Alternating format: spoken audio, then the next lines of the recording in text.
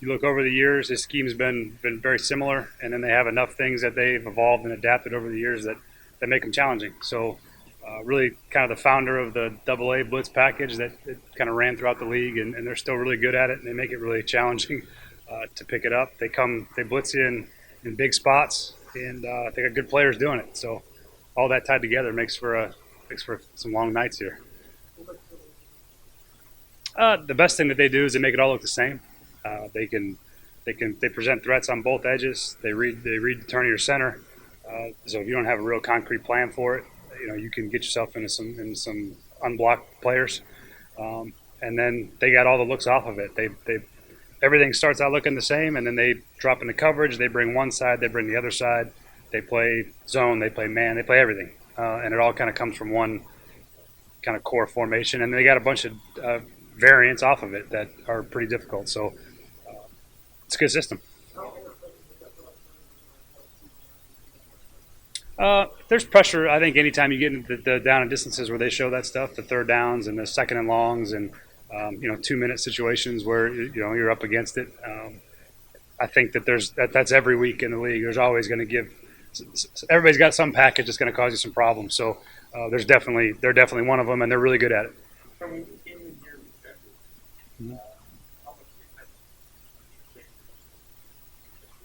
Oh, I'm sure they've changed quite a bit.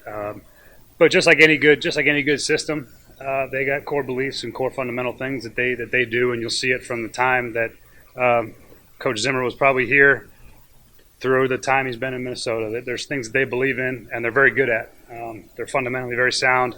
They're extremely well coached. It's a disciplined defense, and then, like I said, you add good players on top of that scheme, and you got something pretty difficult to get ready for.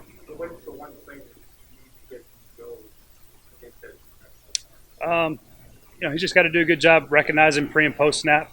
Harrison Smith is one of the better safeties in the league, and he does a great job disguising, making things look like something else. So he's a unique player in that regard. Really, really smart. So he knows what he can get away with and what he can't, and how to make it hard on the quarterback. And so I'm sure that'll be a fun mental game to watch as the game unfolds.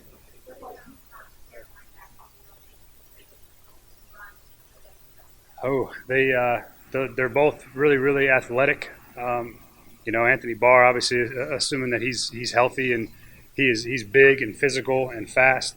Kendricks is the guy he's got some thump, and they're both really intelligent, and they've played a long time in that system. So anytime you get guys that have played a really years of service in the same system, they know all the ins and outs of it. They know the holes, they know their stresses, and then they know all the things that people are trying to attack them with. So it makes them really difficult. Again, they're two of the smartest linebacking duos. I think they're two of the best overall linebackers, period. But you put them both together with how smart they are and how physical they play. It's about as good a group as you can find.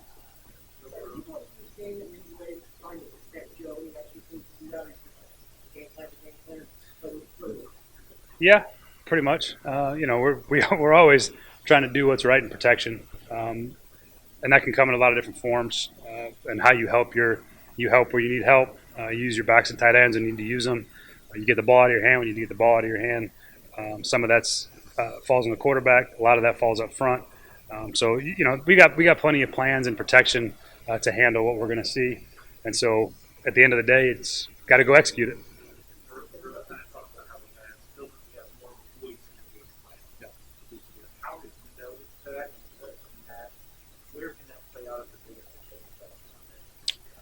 Yeah, he just has such a better feel for what we're doing and how we're attacking people, what we want our offense to be and look like.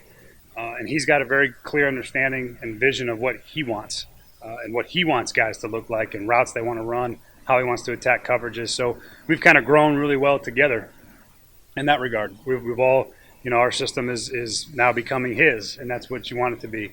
And when you come to a Sunday, the advantage of a quarterback that has such command over his system that he's just an extension of a coaching staff on the field, and he can do all the things that I could sit upstairs and say, I wish we did this. Well, the benefit of him is that he does it, and he's got a great feel for what he sees, recognizing, diagnosing, and then obviously the biggest part of it is recognizing, diagnosing, but then action. How are you going to make somebody pay for a mistake? How you make someone pay for recognizing exactly what's happening and what are you doing to take advantage of it. So that's the next step, and he's done a really good job so far, and we'll see how it plays out on Sunday.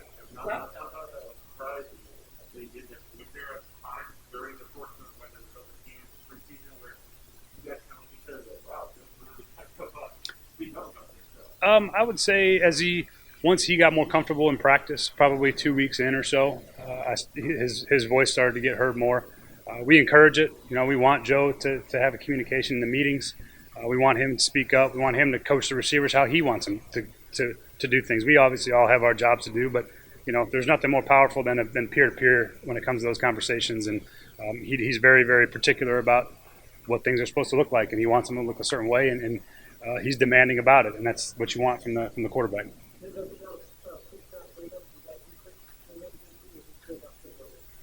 He's had pretty good freedom to do. We allow him to do anything he sees, and we'll never second guess the quarterback.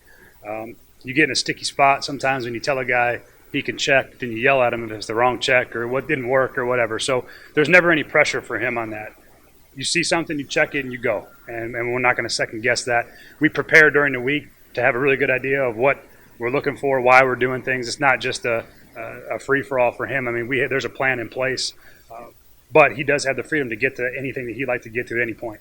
And we encourage it. We want it to happen. And he's gotten better at it because he's gotten a better understanding of what he's seeing versus what we have. So it's just the chess match back and forth of what are we trying to get done? What are they doing against us? How do I recognize it and take advantage of it?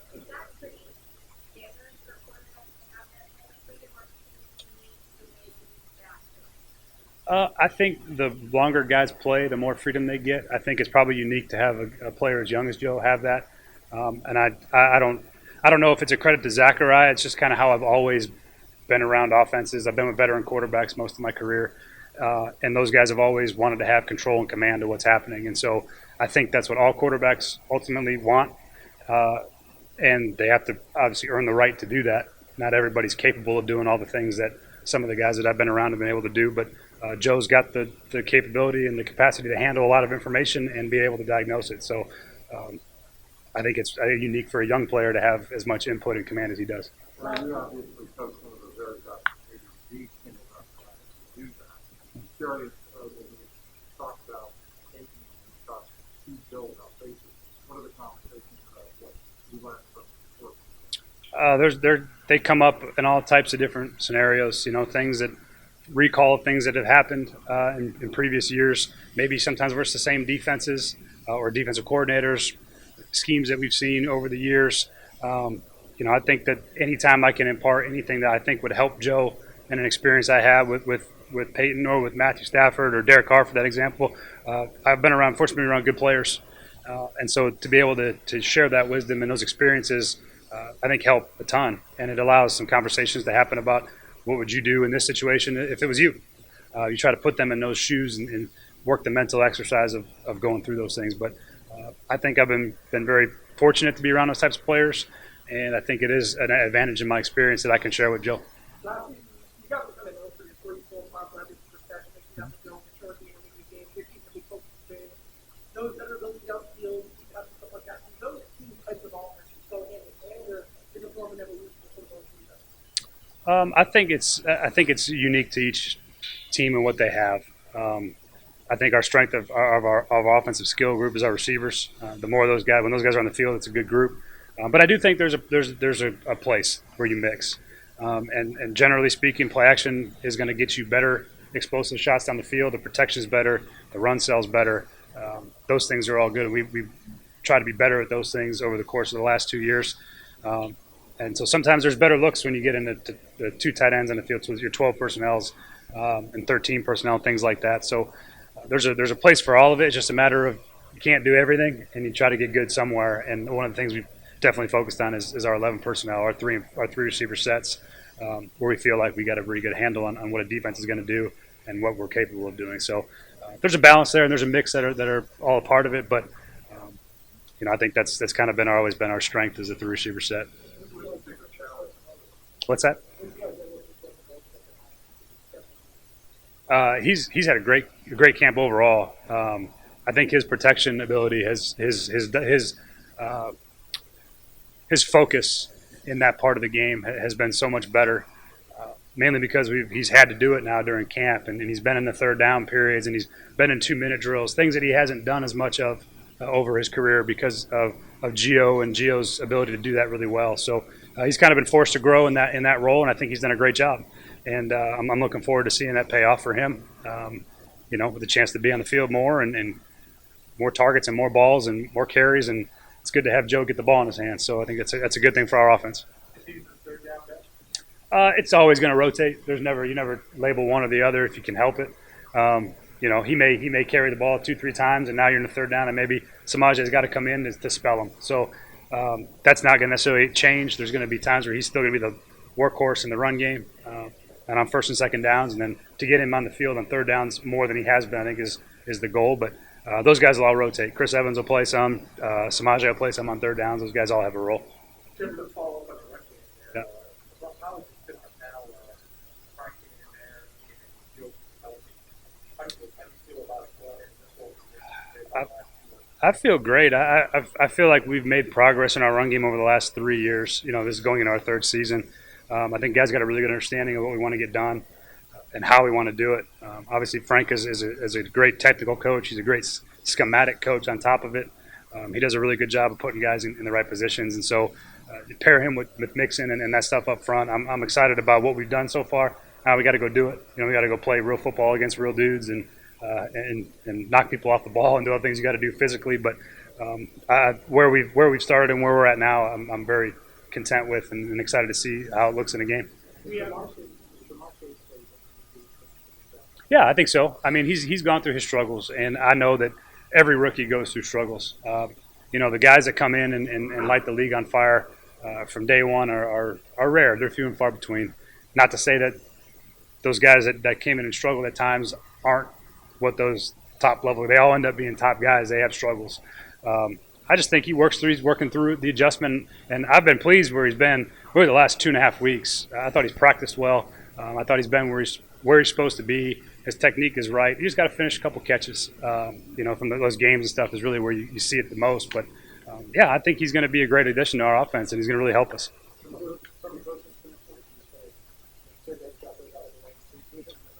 Yeah, I mean, you always want to get those things out before you actually go to real games. I mean, there's things that happen in the course of a preseason that you it's up and down.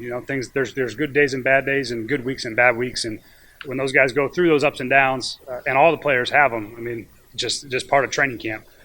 And then you hope as you hit the closer part of the season, the last 2 weeks of training camp, all of a sudden you start to hit your stride a little bit, and everything starts to click, the urgency picks up, and it has been that way. So, yeah, I love when all the problems happen before the real games. I'll take that every time. We talked a lot about the offense across competition. How close did that competition end up? It was close. Those guys really, our two young guys, Deontay and Jackson Carman, really came on as camp went along. They played better and better as they got a taste of real live NFL action now, albeit it was against other teams' backups as well. They weren't seeing the top guys for 60 plays. That changes. But what they did every week was get better. They were learning. They're getting used to it. Both of them are in position switches. And so that part of it was fun to see. Deontay started the camp really, really well. He had setback with the injury issues. Jackson started slow, but finished on the arrow going up as the camp ended. So really optimistic about where those guys are at. They're just young players that you got to keep coming along. And I think both of them have really bright futures as guards in this league. So they just got to keep coming. It's a marathon. There's a lot of football ahead of us still.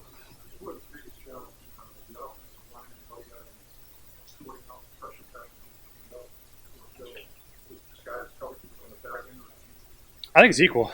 Sometimes the pressure packages that get presented aren't necessarily hard for the quarterback to figure out.